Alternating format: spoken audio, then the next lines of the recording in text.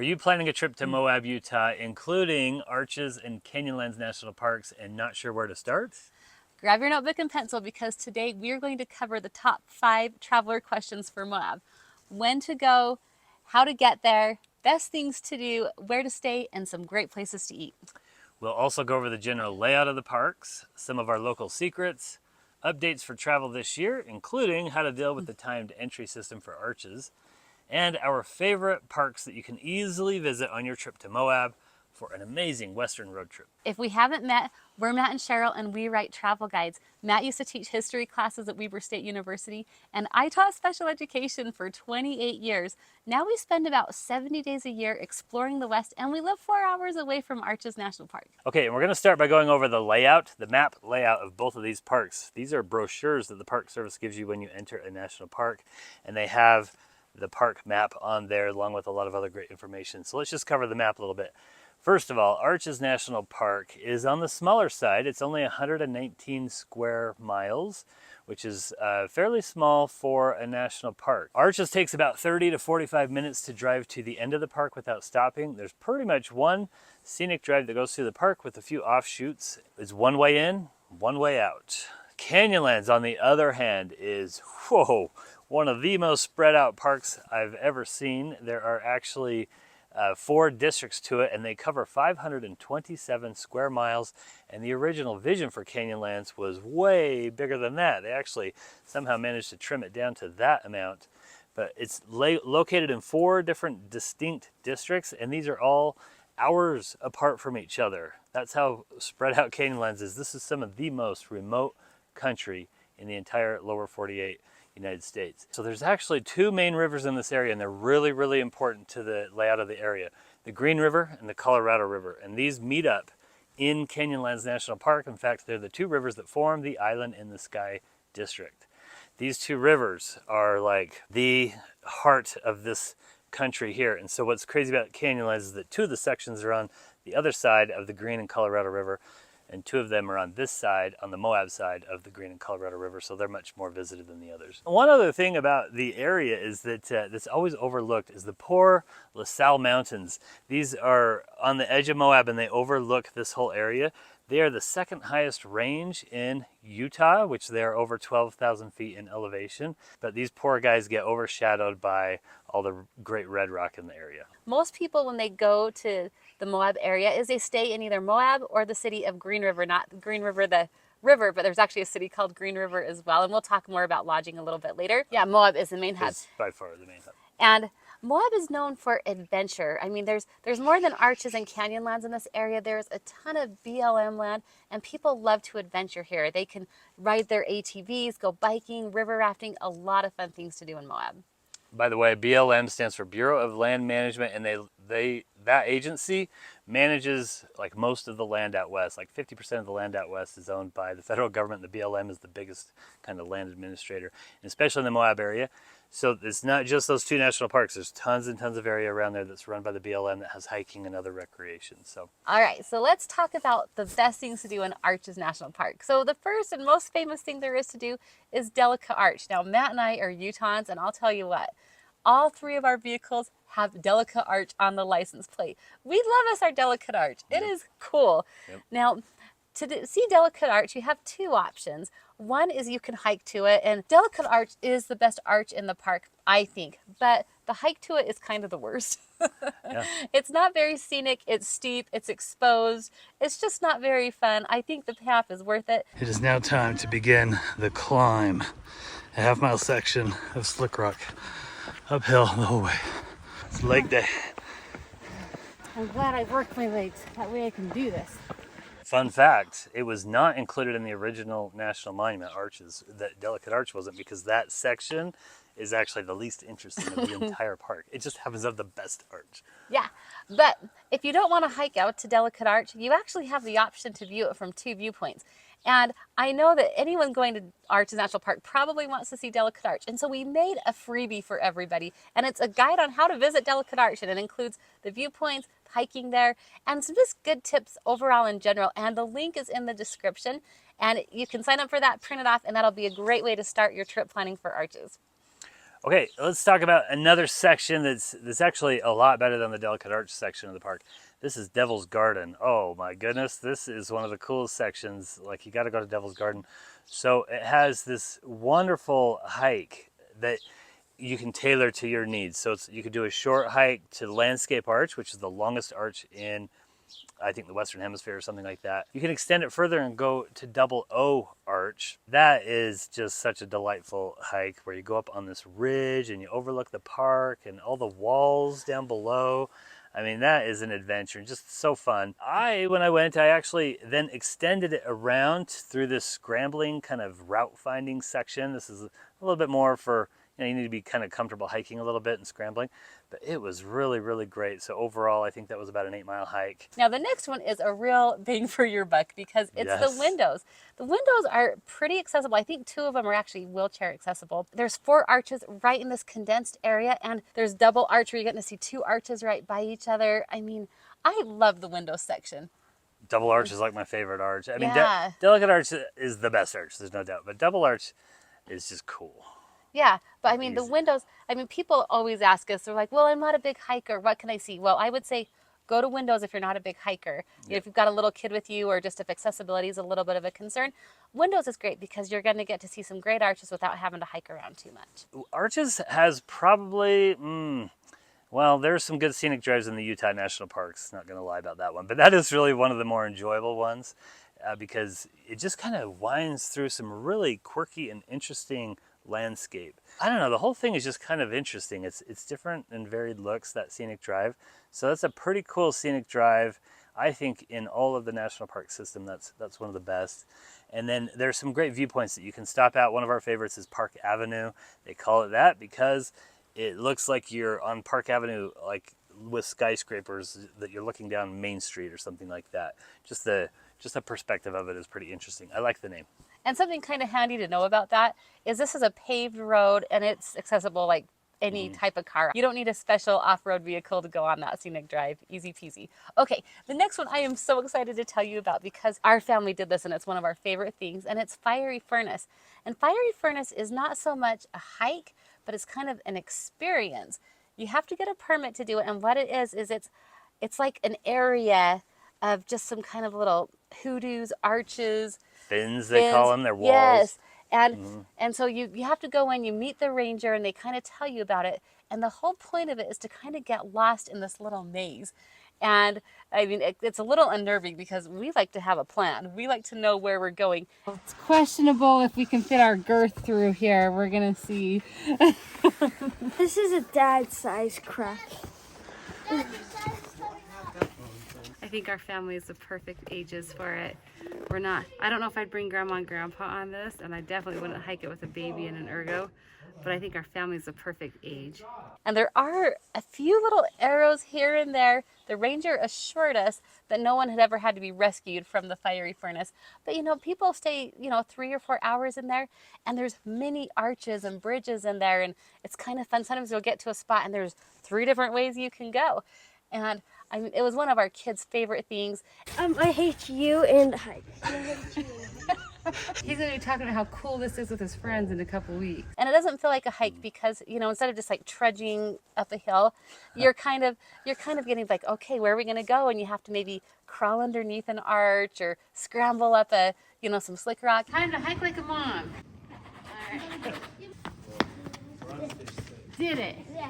It's very fun. And I mean, I was so glad we thought ahead, got our permit, and got to do that because it was a very memorable adventure. Arch is a lot more visited, and because it's smaller, it has had to implement a timed entry reservation system with the hopes of spreading out the crowds throughout the day. If you're visiting, this system is in place from April 1st to October 31st from the hours of 7 a.m. to 4 p.m. They're released 3 months in advance in 1-month blocks. Okay, so the example here is on January 2nd. Reservations for the whole month of April will become available. And they also reserve a few extra spots for the night before. So if you're not able to get a reservation months in advance, you do have the option to try for one the night before 7 p.m. Mountain Standard Time. Remember, there's so many other things to do in Moab. You can do plenty of things during the day and then go to Arches after 4 if you had to, and still see quite a bit of the park. Especially if you're giving yourself a few days in Moab, which you should do because there's so much to see and do there. That would be ideal if you can do that. Canyonlands does not have a timed entry reservation. You can enter that for that anytime. The Island in the Sky, because that also only has one road in and one road out, that can get pretty busy and can get backed up at the entry station there. We've seen that happen before. And that is the most visited section because it is the closest to Moab. But if you want to get away from the crowds a little bit, go to the Needles section. The Needles section is awesome. And we'll cover that a little bit more later. Okay, let's talk about when to visit Moab and when not to visit Moab, okay? So this is a place that you actually can visit year-round. Now, it's pretty dead in the winter. Like December through February is pretty dead, and it is cold and it gets snow. But March and November are awesome times to go there. They're right kind of on the shoulder season. So if you can do that, that is fantastic. And I have visited in both of those months. Sometimes I've had to put a coat on as I go out for a hike, but it's worked out great. And I have had snow on the ground where it's really pretty. July and August used to be dead months. I mean, really hot. It's like uncomfortable. over 90 degrees or 100, and there's not a lot of shade. And so people, I mean, us Utahns, Nobody goes there. No one goes there. Well, if you have an option, but they've had an uptick in crowds because people from Europe will visit a lot of times in July and August because they're like, we can handle the heat. And so you can expect crowds most of the year. Late April, early May could still be good. There's like desert wildflowers. Oh my gosh, I went for a hike in Canyonlands in early May and it was the best hike of my life. I mean, so many wildflowers, the trees were blooming. It wasn't that hot. The thing that fascinates me about Moab is there's nothing close to Moab. Like, there's no close airports. So what do we have here? Salt Lake City Airport is the closest one, which is about 4 hours away. Las Vegas Airport is a very popular one because people are flying into Vegas and then they're visiting like the Utah parks or the Grand Canyon, Monument Valley, and also they're putting Moab in as part of that trip. Las Vegas is 6 hours and 45 minutes away. There's nothing close. Denver is actually a little closer, 5 hours and 45 minutes away, a straight shot through I-70, a beautiful area as well. Phoenix, I listed on here, is 7 hours away. Again, that's kind of part of that big circle trip that we're going to talk about in a minute. So there is just nothing.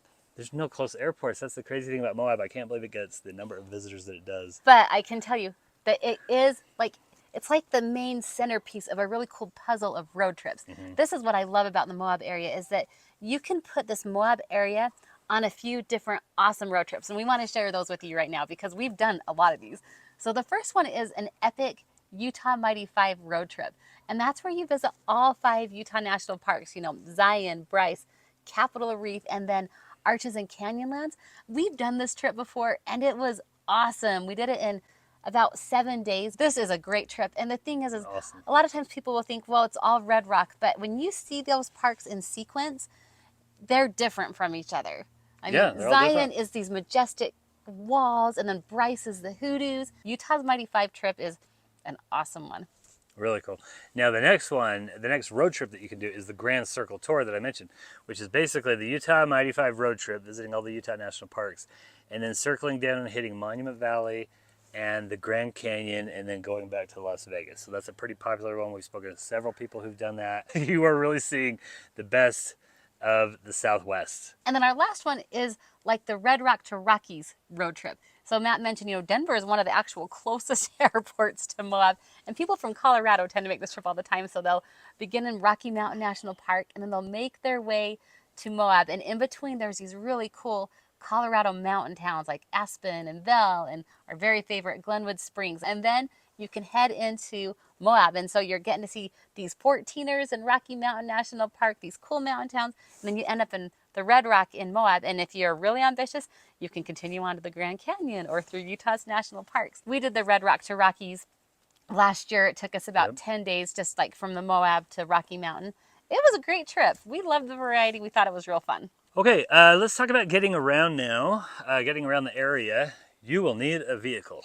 This is a big area. It's really spread out. The roads are mostly paved. I say mostly, like if you're just going to the main tourist spots, they'll be paved. But Canyonlands is definitely more rustic and has dirt roads. And then that BLM land outside of Moab, tons and tons of dirt roads.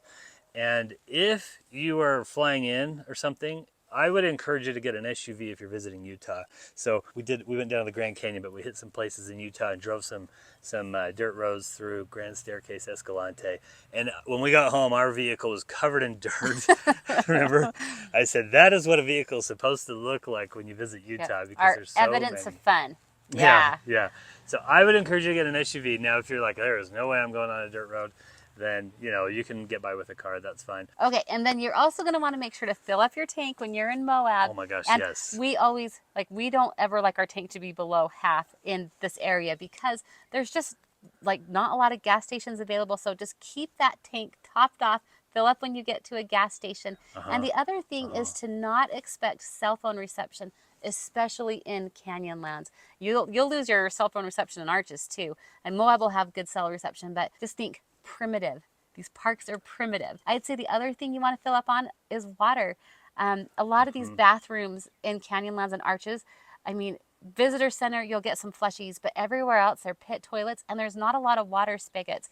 And so, we always have our water bottles we use for hiking, but then I keep a jug in my car, and I try to keep that thing filled up too, because I just don't know when I'll be able to refill up on water, and it's hot and it's primitive.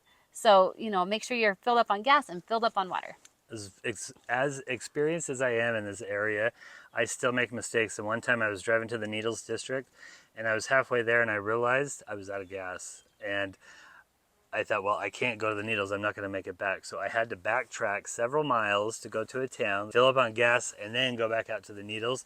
And it does happen to me occasionally. So this is really remote. There's not a lot of gas stations around. So be smart that way. Okay, now it's time to talk about Canyonlands, which is like my new passion. Canyonlands. Okay. Matt is obsessing over Canyonlands. Canyonlands. Most people will just kind of take a glance at it and look at some of the overlooks and then leave. There's no park like Canyonlands to draw you into the backcountry. It's just fascinating because it's so remote and so big that you're always kind of wondering what's out there. So let's just cover a couple of the districts here in Canyonlands. So the first one is the Island in the Sky. As we mentioned, this is up high and you're looking down into the vast Canyonlands. And so you're getting like a Grand Canyon kind of like experience where you're doing a lot of looking. People love to go to Mesa Arch. That's one of the most popular ones. And they love to go there at sunrise and just watch it go through. And there's like this formation called Washerwoman that looks pretty cool. I did that, by the way, in March, and there was still quite a few people there. In the summer, it can get really packed at sunrise. Like if photography is really important to you, you better go there insanely early to stake out your spot. One of our favorites is the Green River Overlook. So again, from up on there, you're going to be able to see the Green River on one side and the Colorado River on the other one. But the Green River one is fascinating, and that is actually where John Wesley Powell, this is a really old history book, but one of the most important ones, John Wesley Powell and the second opening of the West, that is where he was like the first main explorer of the Grand Canyon, and that is where he floated down, was through the Green River, and then he got into the Colorado and went through the Grand Canyon. But you can kind of see all that right there at the Green River Overlook. Aztec Butte was so fun, although I was there alone, nobody around in the morning, and I was like scrambling up on this thing, and I thought if I twisted my ankle or something, I'd be in a bad way here. But you scramble up on top of this butte and look into these canyons. It's really cool. And then great drives. So there's the Potash Road, and like from the viewpoints, you can look down into the Potash Ponds, and they're these turquoise color.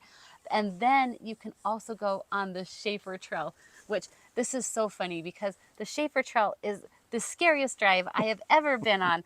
And it's so funny because, we write guides, and we have a guide for Moab. And as we were updating it this year, we update our guides every year. We're like at the park, I take notes on my phone.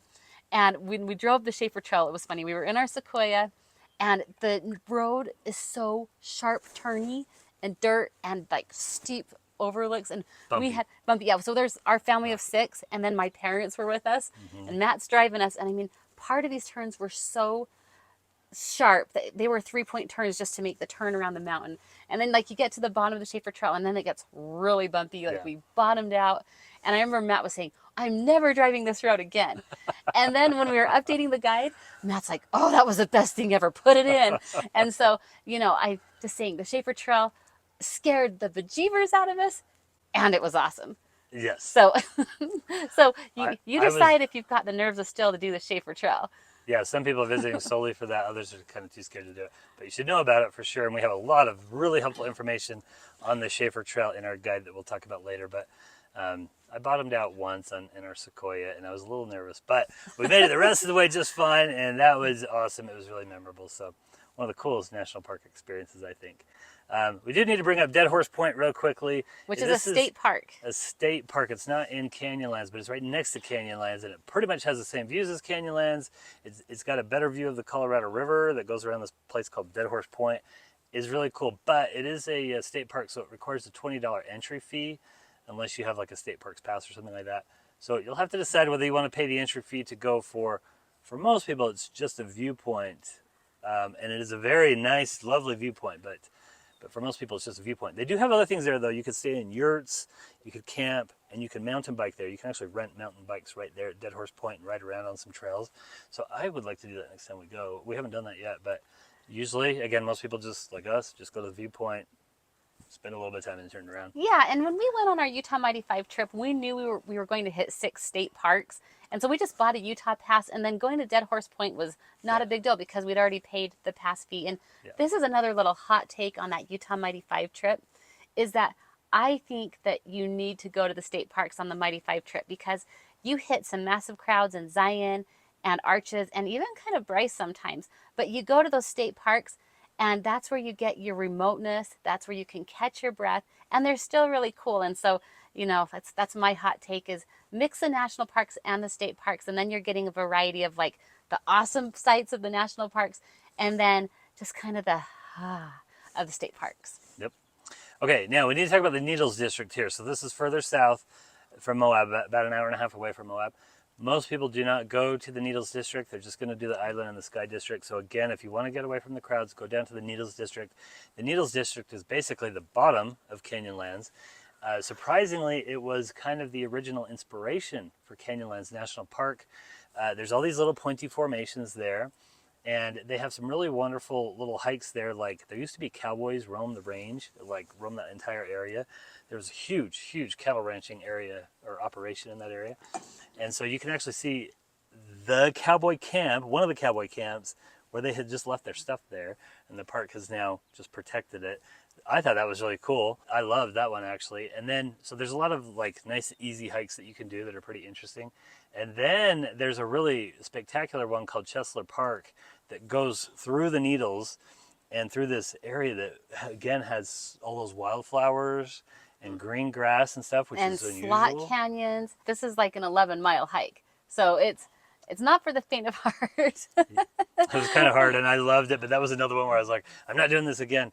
And then afterwards, I really loved it because it was pretty strenuous, and 11 miles and a lot of up and down, but super beautiful. And we started it super early so it wouldn't get too hot for us. But it still was hot, and we were there in May. But one other thing I wanted to say about the Needles was, even if you don't hike Chesler Park, the drive to Chesler Park is super cool because you are driving through Needles. And I remember just thinking on our drive there, I was thinking, man, even if you're not hiking this, do the drive, because that was another unique drive. I can't think of another drive that was exactly like that I've done.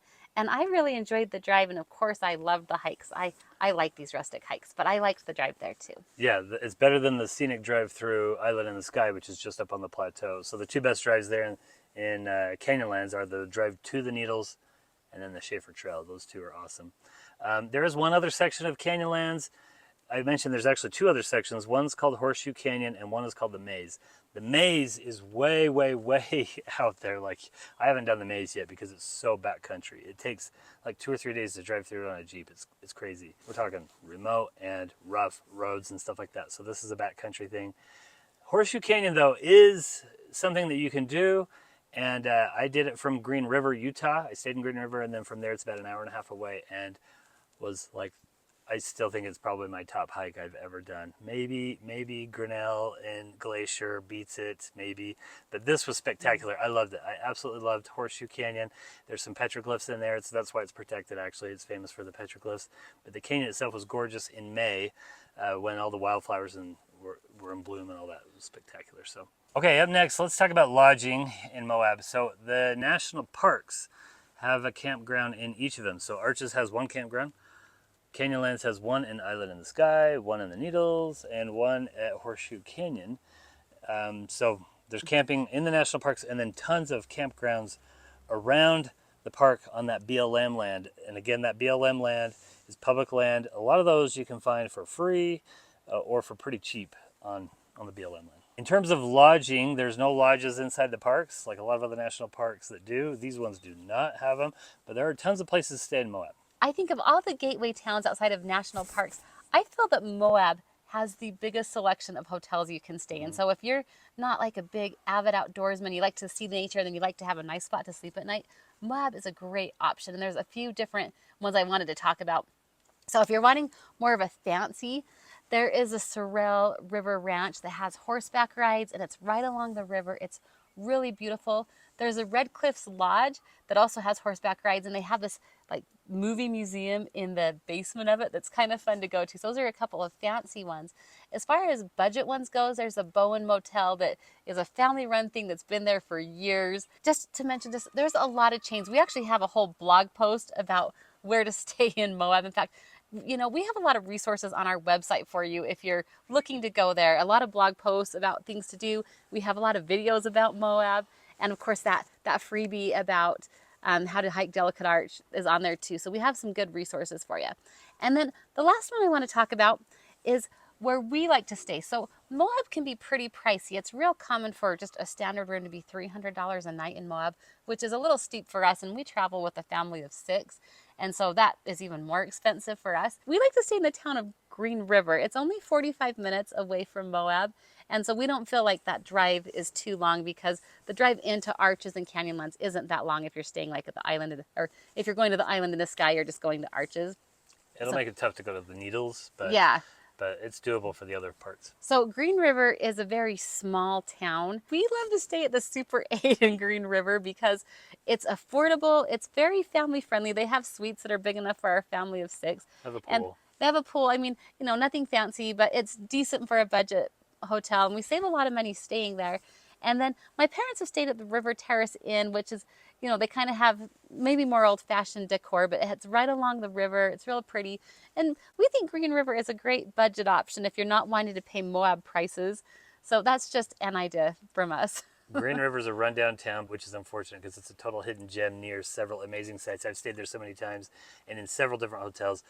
A lot of chains there, but way cheaper than Moab, so that's an option for you if you want to save some money. One hot tip or pro tip for staying in Moab: make sure your room is far away from the main road, because again, the highway runs through the middle of town. So like if you're getting a hotel that's like right on the road, try to get a room that's back on the back side, because I stayed in a hotel once that was right by the main road, and I could hear those truckers all night long. It was crazy. Didn't your room come with earplugs? They did. Yeah. Yep, my room came with earplugs. I was so close.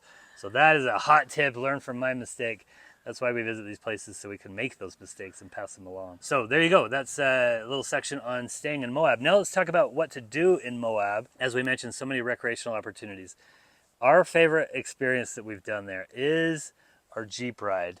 Now, we did a Jeep tour through Dan Mick Jeep Tours. They were just so fun. And so Dan Mick is kind of a legend in the area. We did not know that we were going to get Dan Mick himself. He's like 73 now. The mayor of Slick Rock. That's like his nickname. Yes, the mayor of Slick Rock. So he was in on the early Jeeping in Moab and has been around forever. And so he happened to be our guide. We thought it would just be somebody else. Anyway, he was so fun, and the experience was just unforgettable. And a little bit like the Schaefer Trail. In fact, Cheryl was quite terrified on that ride. So before we went on it, I told the kids, I'm like, you know how you go on a roller coaster, like it feels scary, but it's safe? Well, it's kind of like that, but it's not safe, unless you have a good driver, because people do get injured on this trail. Now, Dan Mick was like the professional driver, and that's kind of why we think you should go with a professional company and not just rent your ATV if this is not something in your skill set. Because, I mean, the first beginning of it, we were driving up a fin. I mean, there's not a lot of space on the side, and this thing's up in the air, and he's like eating a breakfast burrito, driving with one hand, and Oh man, I didn't even have my seatbelt on. Maybe I should put it on. I thought I was going to die. I mean, my forearms were so tired after that ride because I'd been holding that bar so tight, but it was so fun. I mean, it was adventurous. You'd go into, they call them obstacles, and you're like, we're going to go into that, and sure enough, you do. and it was very memorable. Our teenagers loved it. So fun. So fun. Yeah, we would highly recommend that. It's a little scary, but I mean, it's fun. So yeah, I didn't want to rent an ATV and try it on my own personally. I didn't want to roll one or anything like that, but that's really cool. Okay, some of these other ones, we haven't done a lot of some of these. Some of them I guess we have. So biking, like mountain biking, we're not big mountain bikers, but that is really big on the Slick Rock there. Now, just one thing for clarification. It's called Slick Rock because the early pioneers that went through this red rock, which just blows me away that they were like going with their horses and wagons over red rock. That's crazy. But they had metal horseshoes and metal rims on their wagons, so that was quite slick for them. Today, we have rubber shoes and rubber tires that we drive on, and they're really grippy, and so it's not actually slick, but it's still called Slick Rock. Really fun for mountain bikers, if that's what you're into. Also, rafting the river. So you can raft on the Colorado River and the Green River. Green River, most of those adventures would take place from Green River, Utah. There's a few companies there. And then there's companies in Moab that'll take you out on the Colorado River for some river rafting. We haven't done that, but our son has done that and absolutely loved it. Yes, he came home and he couldn't stop talking about it. Oh, by the way, not only rafting, but you can go for boat cruises. So there's a company called Canyonlands, Day and Night or something like that. Cruises along the Colorado River. And some of them are like sunset cruises. I think some of them even do like a dinner. little show, dinner. We have a person who writes for us on our website who has done all those things in Moab. She loves them. It's funny because she's from Canada, but she makes a trek to Moab every single year because she loves the recreation. And she wrote an amazing blog post about all the things to do in Moab. You ought to check it out on our website because she's done everything. Like, she's done some of the things we haven't done, yeah. And we've done some of the things she hasn't done. So we try to combine forces here. Yeah. Yes, and then I wanted to also mention, like Matt said, great things to eat in Moab. In fact, our very favorite place to eat is Pasta J's. Oh my gosh, it's my favorite Italian food of all time. But there's the Moab Really Brewing good. Company. Yeah, There's, good one. I mean, just Several good ones, actually. I know. I'm like, Yes. I want to go to Moab and eat. There are several good ones. Don't think that hiking is just for the national parks. There's a ton of amazing hikes around the Moab area. Corona Arch is a pretty popular one too, which is a great, like, easy, family-friendly hike, and you get a little ladder and a little chain section. Not scary at all, but it gets to a really beautiful arch. And so many others. Like, there's several arches outside of Arches and Canyonlands National Park. So tons and tons of opportunities there for hiking. And then, as we mentioned before, some of the best dinosaur tracks we've ever seen have been in that area. And again, over 100 million years old. So we've had a few customers who, like, their kids are super into dinosaurs and they want to go there. There's even a big museum called Moab Giants that has a bunch of dinosaur statues and stuff that you can learn about dinosaurs there. Petroglyphs, rock art. So old, ancient stuff from Native Americans who were here long, long ago have written on several walls around the area that you can go visit as well. So that's something I have enjoyed quite a bit over the last couple of years. I wanted to share just a few things we always pack on our trip because I think you'll find it helpful. So obviously you're going to want to bring sunscreen because you are dealing with caliente heat and not a lot of shade. Along with that, you're going to want some moisturizer because Utah is high and dry. So if you're not used to this desert climate, moisturizer chapstick is really going to help you out. I always take binoculars, or at least I try to remember binoculars on our trips. You know, if you're looking at maybe some petroglyphs on the wall, you're going to want that. If you want to look across the valley in Canyonlands, like down to the Needles section from the island in the sky, bring your binoculars. That's always a good thing. The water jug is a must because you got to pack water. Holy cow. You got to pack water in the desert there for sure. Camelback if you're hiking, so you can put water in your backpack. I always bring my cowboy hat.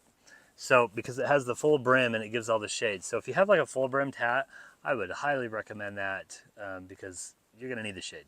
And then the last one is just to bring a cooler. There's no restaurants within the park. Just bring something to eat. Bring the salty snacks because remember, if you're sweating a lot, it's not just water you need, but you also need the salt. So now's your permission to eat chips and peanuts and all sorts of fun things like that. And then also, a lot of people like having audio guides as they're driving around. So think about getting an audio guide. Now we make our own, which, oh man. It's huge, bumblebee. Okay, so we make our own audio guide that we will talk about in a moment here. But again, you're doing so much driving in that area because everything is so spread out. Having something to listen to educate you about the area is I just really like that. It's I fun. love having that. I want to learn about an area when I'm there, so that's why I made an audio guide, because I don't know, I want to share some information about guys like John Wesley Powell as you're driving around. Coming up, we're going to talk about the 5 biggest mistakes we see people make, but first we want to talk about how long to visit. We think that you can get a really, really good overview of Moab in 2 to 5 days. It's kind of a big window, but we want to explain why. One of the biggest challenges of visiting Moab is finding a plan that works for everyone in your travel group. There's great hikes, but not everyone likes to hike, and there's fun recreation, but not everyone has a big budget to spend on activities. So that's why we have created a 2 to 5 day itinerary. So this itinerary includes a 1-day non-hikers plan for Arches and a 2-day hikers plan for Arches. So that way we accommodate different types of travelers there. We include important details about each hike and activity that we recommend, including the time needed to complete it, the cost, the difficulty, and alternatives for those who aren't into it. So we're drawing on our experience of visiting several times to help craft a plan that helps you do it in the most efficient order. We also have 3 days of ideas of things to do in Canyonlands, including an Island in the Sky Day, a Needles Day, and a Horseshoe Canyon Day. A lot of this information is available online, but it can take hours to sort through it. Plus, you never know how credible the sources that you're getting it from. Have they only been there once? How recently was it written? You just never know. Now, as you drive around through the Red Rock Scenery of Moab, you can use our audio guide to learn more about all the stories behind the scenery there. So my audio guide is 2.5 hours of stories about the area, including stories of one-armed men. So this John Wesley Powell that went through the Grand Canyon, he only had one arm because he lost his other arm in the Civil War. And there's a guy who got trapped in Canyonlands, and well, maybe I don't want to tell you the spoilers, but he walked out of there with one arm, okay? So, and so there are some incredible stories. This is one of the most awesome places that I have researched for an audio guide of all the places we've covered. And so the stories behind the scenery is my passion. And so you can listen to these as part of this plan. We live just 4 hours away from Moab and have visited these parks several times. We've spent $6,900 of our own money trying out all the touristy activities, and we pay for it with our own money so that we can give you our own honest opinion. But we try to make these guides really affordable for you. I mean, in fact, it's probably less than it's going to cost you to park your car at the airport. We live in the West. We've traveled around the West our whole life, and since 2020, we've been helping other people travel to the West, and we've sold over 13,000 guides. You can check out the reviews on our website, but I wanted to read to you one of our very favorites. We could not have been more pleased with your itineraries and suggestions. Though I had been gifted several books on touring the Southwest, our planning time was limited, but your succinct, easy-to-read guides made planning our trip so easy and productive. As we are in our late 60s and have some physical limitations, I was concerned your itineraries would be overly ambitious. This was not the case. You've written your guides so cleverly that they are just right for the more physically challenged older folks like us, but still loaded with options for more ambitious travelers and families with young children. Of course, we also enjoyed listening to your informative audio guides along the way, and that was from Becky and David Burak. Okay, now you can have this travel itinerary and audio guide in just a couple of minutes. So our website's we'reintherockies.com. If you go there, you click on guides, and then you'll see Arches and Canyonlands right up there at the top, and you click on that one. When you check out and you buy it, it will be emailed to you. So this is not mailed to you as a paper copy. You do not have to wait for it to come in the mail. You're going to get it immediately to your email. When it comes, what you do is you can download the itinerary, which is a PDF file, and it is a information-packed PDF file. We try to keep these condensed as much as we can and give you tons of good information and hot tips and things like that. That's about 40 pages long, and when you get that, you can either put it on your device, like your iPad, or you can print it. A lot of our customers print it, and when we go places, we like to print them because we like to be able to write on it and make notes and things like that. And again, you can have this in just a few minutes and be studying for your trip if you want. Now, for the audio guide, what you want to do is pull that email up on your phone and then tap the link there on your phone, because you want the audio guide on your phone because that's how you're going to listen to it in your car. So rather than downloading it on your computer, just pull it up on your phone, tap the link, and it will download to your Files app. You don't need a special app to download. You're just going to download it to your Files app that's already on your phone. Click the thing and play it. It is not a GPS enabled one. This, again, this is a much more story based one. In fact, we've used some of the GPS enabled and we've used ours. We've tried out both of them. And I like this one more because it doesn't interrupt your conversation. It's about a 10-minute story for each drive that you're doing. And you're going to get a lot of more detailed and just better stories because you have that time to work through that story with you. And if you're kind of sweating because you're not tech savvy, don't worry. We will take care of you. We have an employee, Becca, who works every weekday, Monday through Friday. And a big part of her job is to offer customer support. So if you purchase our guide and you're having any sort of struggle, just shoot us an email and we will be in contact with you within one business day to help you troubleshoot and make sure you are taken care of. One other special thing we do is we offer 18 months of free updates on our guides. We update our guides every single year. We visit this park often, and whenever we do, we're always taking notes so that we can update this guide to give you the most up-to-date information. And when we make those updates, we'll email you and say, hey, this is an updated guide. You can download it if you want. And so just know that if you're planning your trip out a bit in advance, we encourage you to get this guide as soon as you know you're going, because it'll help you plan your trip. And then just know, if we update the guide, you get free updates for 18 months. When you buy the guide, you'll be able to set up an account on our website if you choose, okay? And then when those updates happen, it'll just right there be in your account and we'll notify you when it happens. Just to recap what you're getting an itinerary that is 2 to 5 days long to visit and see the best of Moab. You're also getting an audio guide to listen to while you drive around, 2.5 hours worth of really good stories. Like, this is one of the most famous books about Arches in the Moab area by a guy named Edward Abbey, just a super famous book. And you're going to learn about that and about just Edward Abbey, the legend. So I'm really, really proud of the audio guide and I'm really excited to share that with you. You know what, the thing that makes me so much happy, there are so many families whose kids say they like the audio guides, that they actually were interested in the audio guides. And so I like that because it's more story-based and not just a list of facts. All right. Our next, as promised, we're going to talk about the 5 biggest mistakes visitors make when visiting Arches, Moab, and Canyonlands. First one, not being prepared for the heat. I'm telling you, it's going to get hot when you visit if you're visiting during kind of the main travel season. Again, you want to try to get out on that shoulder season if you can, but it can still get hot. So you need to be prepared for the heat. A lot of people will wear long sleeves and pants so that they're not getting sunburned. I know, I've got like a sunburn right now. I know, look, we just came back from a trip to Yellowstone. We're all sunburned up. We spent 2 hours waiting for a geyser to go off and we're not adequately prepared. That's yes. right. Okay. So number 4 is freaking out about the timed entry reservation system. Okay. Just take a breath. Okay. Remember, be on top of things. Like if you are planning 4 months or so in advance, you can get your timed entry reservation before and just have it taken care of. But if you're more of a last minute traveler, remember, you can get your reservations the night before, 7 p.m. Mountain Standard Time. Or remember, if worse comes to worse, enter the park before 7, which is nice and cool, by the way, or after 4 p.m. Like, go to Canyonlands, enjoy Moab. Oh, come on, and go. Then, this is it. If it forces you to get over to Canyonlands, then that's a good thing. I'm just saying, all is not lost if you didn't get your timed entry reservations. Remember, you can do Canyonlands during the day, you can do a Moab during the day, head into Arches after 4, and you're going to be just fine. Yep. Okay, next one is only doing the Delicate Arch hike. Again, it's actually probably the worst hike that we have in our guide with the best arch, and you have to do it and all that. But try to get away from Delicate Arch and see some other great stuff as well. Okay, number 2 is spending top dollar on lodging in Moab.